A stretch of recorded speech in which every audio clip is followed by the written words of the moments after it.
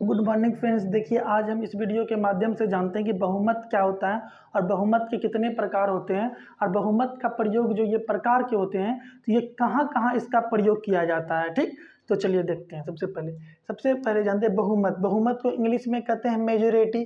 ठीक, और यह जो मेजोरिटी बहुमत होता है तो एक होता है साधारण बहुमत, एक होता है प्रभावी बहुमत, एक होता है पूर्ण बहुमत और एक होता है विशेष बहुमत। ठीक, और साधारण बहुमत को इंग्लिश में बोलते हैं सिंपल मेजोरिटी, प्रभावी बहुमत को बोलते हैं इंग्लिश में इफेक्टिव मेजोरिटी और पूर्ण बहुमत को एब्सोल्यूट मेजोरिटी और विशेष बहुमत को कहते हैं स्पेशल मेजोरिटी। ठीक ना, तो सबसे पहले जानते हैं कि साधारण बहुमत क्या है। तो देखिए, साधारण बहुमत का तात्पर्य है कि संसद सदन में कुल उपस्थित सदन की संख्या का बहुमत। मान के चलिए कि हम लोग स्कूल में पढ़ते हैं, तो स्कूल में पढ़ते थे तो मॉनिटर चुना जाता था, स्कूल से मॉनिटर चुना जाता था। स्कूल में मान के चलिए 50 विद्यार्थी उपस्थित थे और 50 विद्यार्थी में मान के चलिए कि 40 विद्यार्थी उस दिन आए और 40 विद्यार्थी आए और 40 विद्यार्थी में 40 विद्यार्थी को से मॉनिटर चुना जाना है।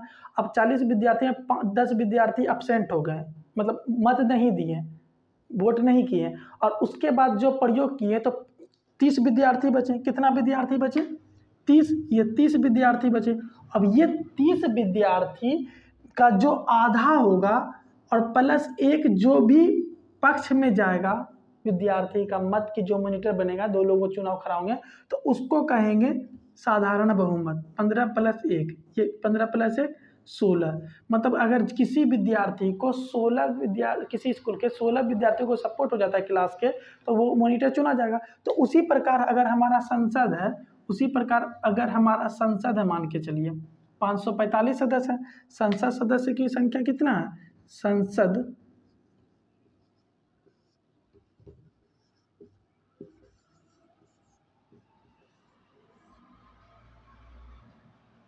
कुल संख्या कितना है संसद में? लोकसभा, मान के चलिए लोकसभा संसद है 545 लोकसभा कर दे। संसद में लोकसभा में कुल संख्या कितना है? 545। अब 545 में मान के चलिए कोई विधेयक को पारित करना है या संविधान में संशोधन ही करना है तो साधारण विधेयक के द्वारा भी होता है, आपको पता है। तो अब मान के चलिए किसी विधेयक को पारित करना, तो 545 में मान के चलिए उपस्थित कितना हुआ?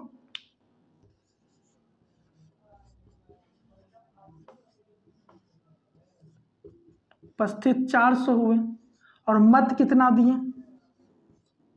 मत दिए 300। अब ये जो मत दिए 500 कुल सदस्य 545, 400 उपस्थित हुए और मत मान के चले 100 अब्सेंट हो गए, मत नहीं दिए। ठीक ना, तो 300 मत दिए।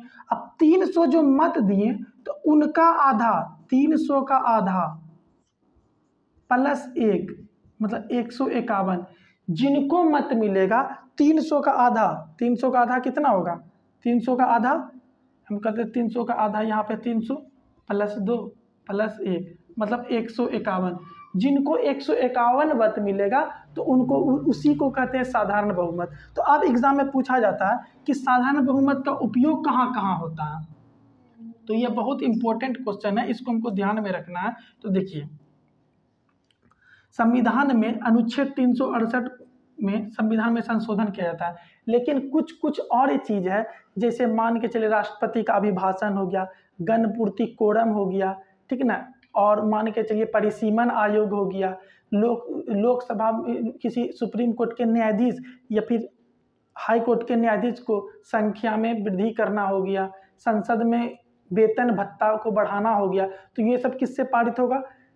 साधारण बहुमत के द्वारा। मान के चलिए नागरिकता संविधान CAA कानून बना और नागरिकता संबंधित कानून भी किससे बनेगा? साधारण बहुमत के द्वारा। ठीक ना, तो आप जान गए साधारण बहुमत का प्रयोग कहाँ कहाँ किया जाता है। एग्जाम में कभी कभी पूछा जाता है कि साधारण किसी राज्य का सीमा परिवर्तन करना हो या नाम का परिवर्तन करना हो तो वो भी किस बहुमत के द्वारा किया जाएगा? साधारण बहुमत के द्वारा किया जाएगा। ठीक, अब हम बात करते हैं प्रभावी बहुमत को। तो प्रभावी बहुमत को इंग्लिश में कहते हैं इफेक्टिव मेजोरिटी।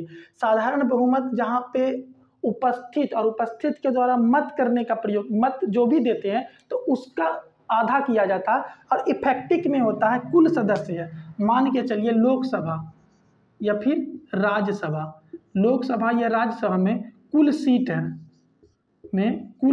है, कुल सीट रिक्त सीट को घटा देंगे।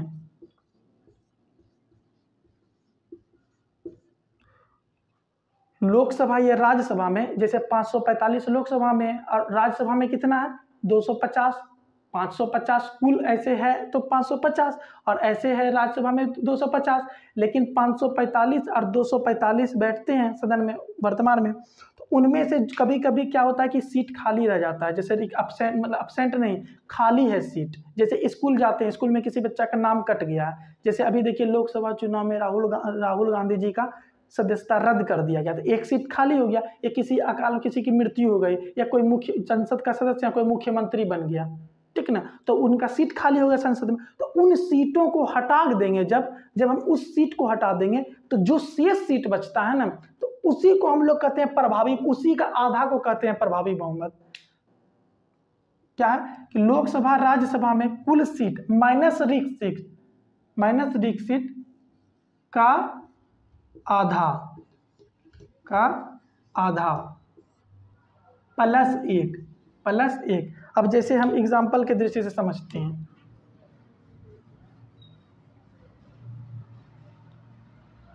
लोकसभा में कितना सीट है वर्तमान में 545, लोकसभा में सीट की संख्या कितना है 545, 5 अब्सेंट हो गए हैं, 5 रिक्त है, 5 क्या है रिक्त है, 5 रिक्त हो गया, मान के चलिए एक राहुल गांधी हो गए, ऐसा 4 और लोकसभा सांसद हो गया, 5 रिक्त है, कितना बचे 540।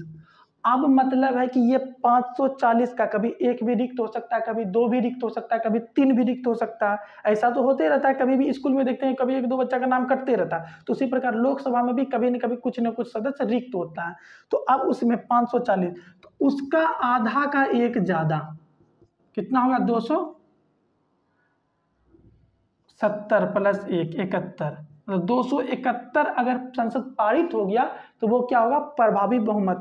तो इसका प्रयोग कहाँ होता है, आखिर इफेक्टिव मेजोरिटी का प्रयोग कहाँ होता है, तो याद रखिएगा इफेक्टिव मेजोरिटी का प्रयोग लोकसभा के अध्यक्ष, उपाध्यक्ष, विधानमंडल के अध्यक्ष, उपाध्यक्ष, याद रखिएगा लोकसभा के अध्यक्ष, उपाध्यक्ष, विधानमंडल के अध्यक्ष, उपाध्यक्ष और राज्यसभा के सभापति। जब लोकसभा के अध्यक्ष हुए राज्यसभा के सभापति, और सभापति कौन हुए भारत के उपराष्ट्रपति राज्यसभा के सभापति होते, तो सभापति को भी हटाने का कितना कौन सा बहुमत होगा प्रभावी बहुमत। मतलब अगर मान के चलिए अभी भी जो हमारे लोकसभा के अध्यक्ष ओम बिरला जी हैं, अब उनको हटाना होगा, तो मतलब नहीं कि उस दिन संसद में कौन सदस्य आया या कौन नहीं आया, मतलब ये है कि संसद उसमें कितना सदस्य खाली है, सीट कितना खाली है, उसका आधा से ज्यादा अगर पारित हो गया तो उसको हटाया जाएगा, तो इसी को कहते हैं प्रभावी बहुमत, ठीक ना।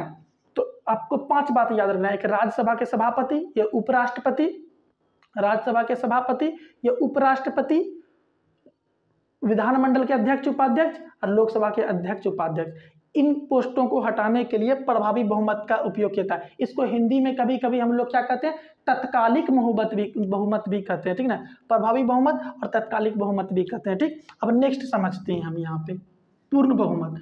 पूर्ण का मतलब होता है एब्सोल्यूट, कुल बहुमत, कुल सदस्यों का बहुमत और पूर्ण बहुमत, ठीक ना। तो पूर्ण को हम इंग्लिश में एब्सोल्यूट भी कहते हैं और कुल बहुमत भी कहते हैं। इसका प्रयोग जो होता है, इसका प्रयोग सरकार बनाने में किया जाता है, याद रखिएगा इसका प्रयोग किसमें किया जाता है सरकार बनाने में, इसका प्रयोग सरकार बनाने में किया जाता है। जैसे मान के चलिए अभी आप देखते हो किसी राज्य का चुनाव होता है, किसी प्रधानमंत्री का चुनाव होता है, तो देश का चुनाव होता है, लोकसभा का चुनाव होता है, अगर किसी राज्य का मुख्यमंत्री का चुनाव होता है, तो मुख्यमंत्री बनने के लिए राज्य में कुल कितना सीट है उससे आधा से एक ज्यादा सीट अगर जो भी पार्टी लाती है तो उसको मुख्यमंत्री निर्वाचित उसी पार्टी के को आमंत्रित किया जाता है सरकार बनाने के लिए। तो सरकार बनाने के लिए पूर्ण, इसमें खाली और रिक्त से मतलब नहीं है। मान के चलिए 545 संसद है, 2 एंग्लो इंडियन है तो उसको हटा दीजिए, या 545 संसद है मान के चलिए, ठीक ना, 545 सीट का आधा प्लस 1, आधा प्लस 1 कितना हो जाएगा 2 7 2 272.5 272.5 लगभग 273 सांसद जिनके पास आएंगे, 273 सांसद जिनके पास आएंगे उसी को कहते हैं पूर्ण बहुमत, ठीक ना। तो वही सरकार बनाएंगे। और अब ये मुख्यमंत्री में भी मान के चलिए आपके राज्य में जिस राज्य के भी आप निवासी हो, ठीक ना, जैसे बिहार में 243 विधानसभा सीट है, तो 243 का आधा का एक ज़्यादा जिनको आएगा तो वही सरकार बनाएंगे, तो उसी को कहते हैं पूर्ण बहुमत। पूर्ण बहुमत का मतलब है जितना सीट दिया गया, मान के चलिए बच्चा स्कूल की संख्या अगर 100 सीट है तो 100 सीट का आधा से ज़्यादा जो लाएगा वही मॉनिटर बनेगा। जैसे उस पहले था साधारण बहुमत में कि उपस्थित हुआ, उपस्थित में जो मतदान किया, मत करने वाला को आधा से ज़्यादा, और वहीं प्रभावी बहुमत है, मत से मतलब नहीं है ना उपस्थित से मतलब है, जो सीट खाली बच गया है वही मतलब है। और पूर्ण बहुमत का मतलब है किसी से मतलब नहीं, जितना सीट है उससे मतलब है। और देखिएगा विशेष बहुमत किसे कहते हैं, तो हम जान गए कि विशेष बहुमत जो है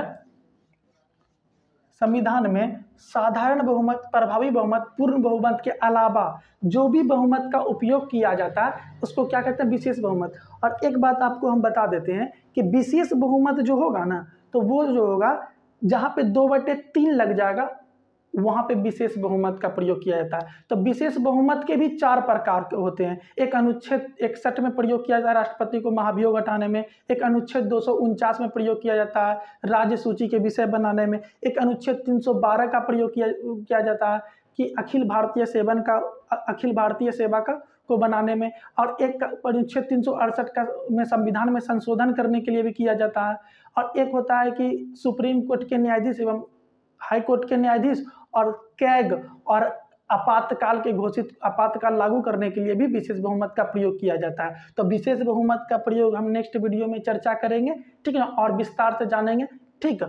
फिलहाल हम जानते हैं साधारण बहुमत का उपयोग जान गए, प्रभावी बहुमत का उपयोग जान गए, पूर्ण बहुमत के जान गए, विशेष बहुमत का उपयोग जान गए, ठीक है। आशा करते हैं वीडियो आपको अच्छा लगा। नेक्स्ट वीडियो में हम इसको विशेष बहुमत को जानेंगे और आगे संविधान संशोधन समझेंगे, ठीक है। धन्यवाद।